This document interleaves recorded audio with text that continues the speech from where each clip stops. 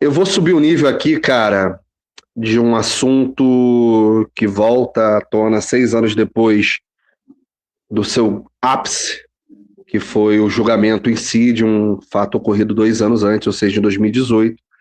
Vou relembrar, né? Em 2018, a influência digital Mariana Ferrer ter sido vítima de um estupro do seu namorado à época, lá em Jurerê, lá naquela ilha, lá badalada em Santa Catarina.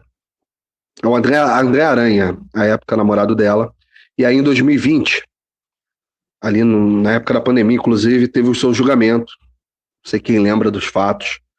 Teve o seu julgamento e ela foi praticamente achincalhada pelo advogado de defesa do seu ex-namorado, pelo desembargador que também participava da audiência. Foram falas misóginas, machismo, deboche, piadinhas, elogio ao próprio corpo da Mariana Ferrer, enquanto o advogado exibia fotos íntimas dela, dando a entender de que ela era sexualizada demais, de que ela podia ser isso, lasciva demais, querendo menosprezar a vítima até então daquele processo, querendo dizer que ela podia estar inventando aquilo contra o cliente dele também. Em março de 2025, chegou, enfim, à Suprema Corte do Brasil o pedido de anulação do processo, se baseando justamente nessa conduta antiética dos advogados, do desembargador, a não interferência do juiz naquela época, e por unanimidade o Supremo Tribunal Federal anulou o caso da Mariana Ferrer, né? Ou seja, tudo que aconteceu ali em 2020 foi anulado. E aí, por 8 votos a 0, ele foi absolvido por falta de provas. Ele foi absolvido por falta de provas. Não chegaram à materialidade do fato. E como a nossa justiça é pró-réu, ele foi inocentado. Ele chegou a ser preso em 2019, passou alguns meses na prisão, seguiu respondendo com liminar, em liberdade, mas a partir daquele julgamento ele foi dado como inocente. E o STF está analisando se esse constrangimento da vítima no dia desse julgamento, nessa audiência de processo por crime sexual, se pode anular de vez as provas. Então, assim, primeiro foi anulado o julgamento em si, a decisão de absolvição. O que o STF agora quer fazer é anular de vez essas provas que entraram naquele processo. Porque, dado esse entendimento, eles não podem repetir o mesmo procedimento, levar as mesmas provas.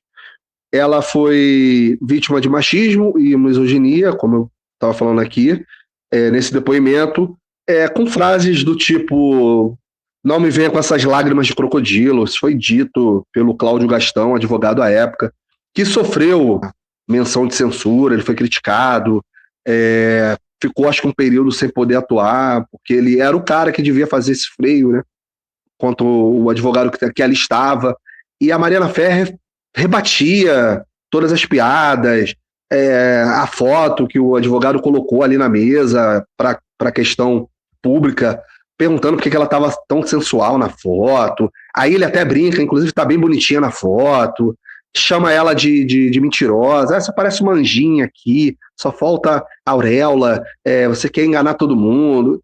E sem sofrer de novo, Vinícius e queridos amigos aqui do Porão, sem sofrer agravo nenhum, sem sofrer observação nenhuma do juiz.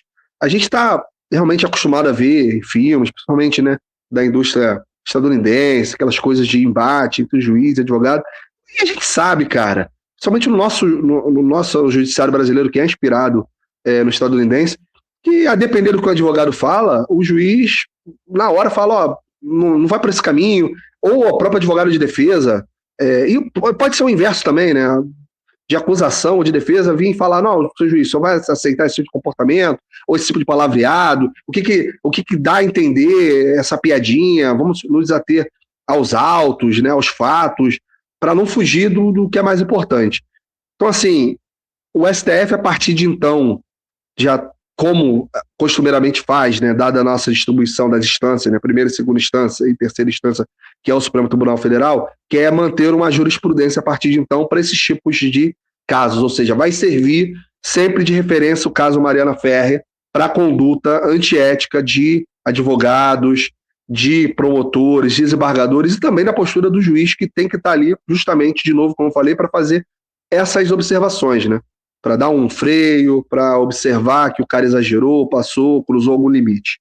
Tem um videozinho aí que o nosso backstage vai colocar, que é a da fala do Alexandre de Moraes, fazendo observação sobre o caso, porque realmente ficou uma coisa muito... Eu lembro de ouvir aquelas falas, eu lembro necessariamente o dia que eu ouvi tudo na íntegra, assim, quando saiu o conteúdo da Ninja Ninja, colocando os principais momentos. Era um vídeo longo, assim, de mais de 20 minutos.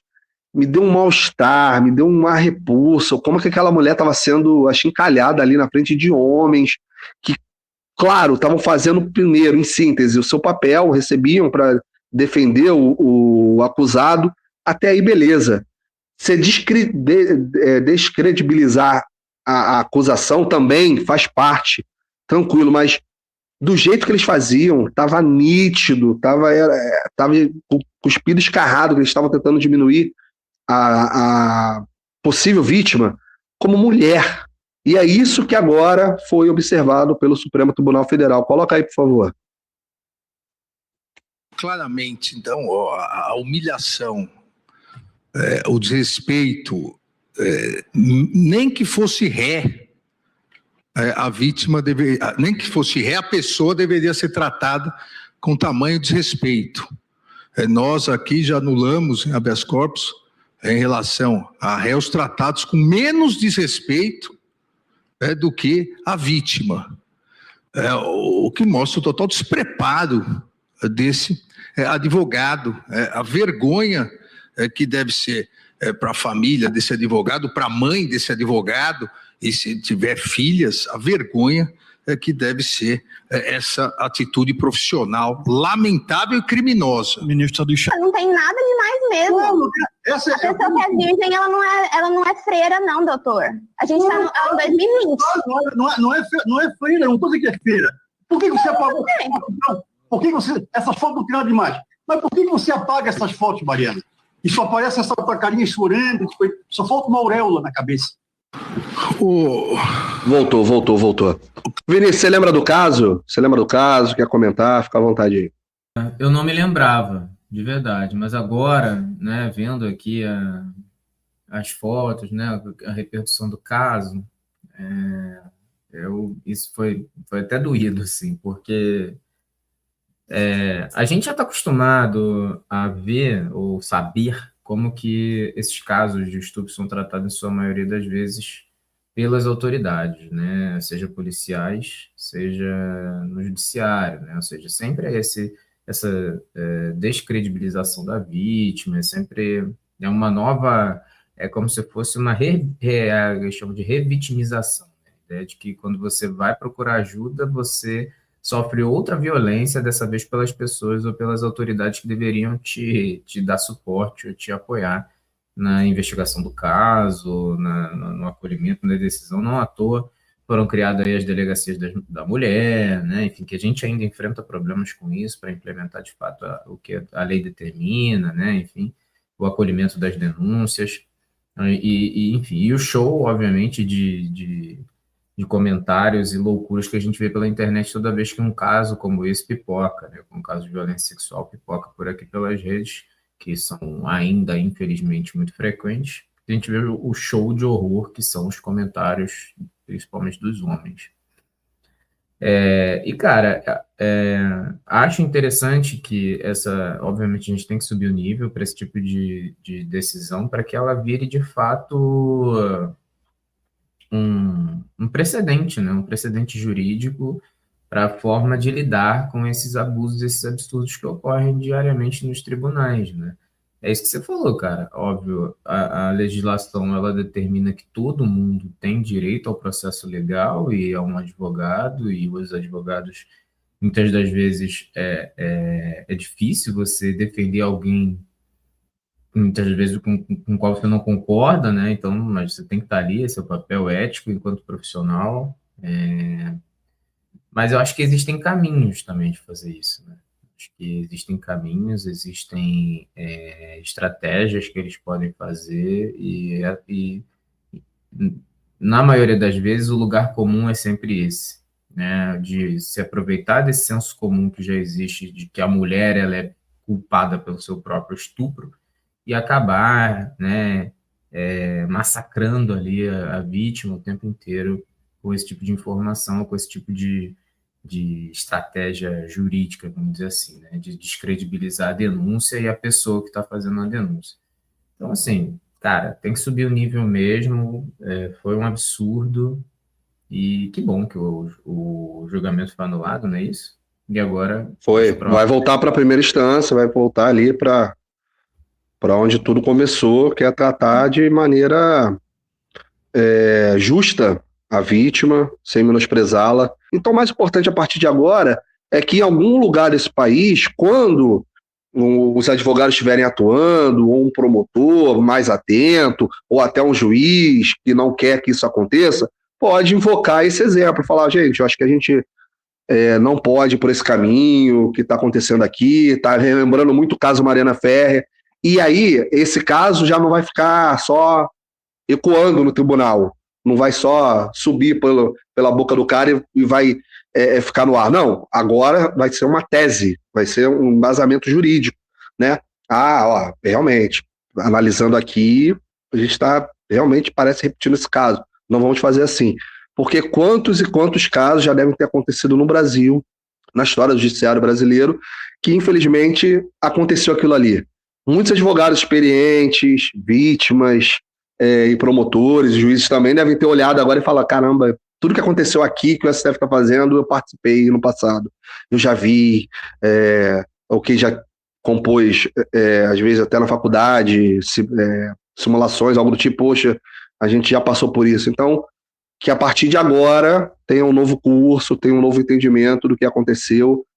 E é muito triste, cara, é muito triste. E eu tenho certeza que os envolvidos nesse caso ficaram chateados, né?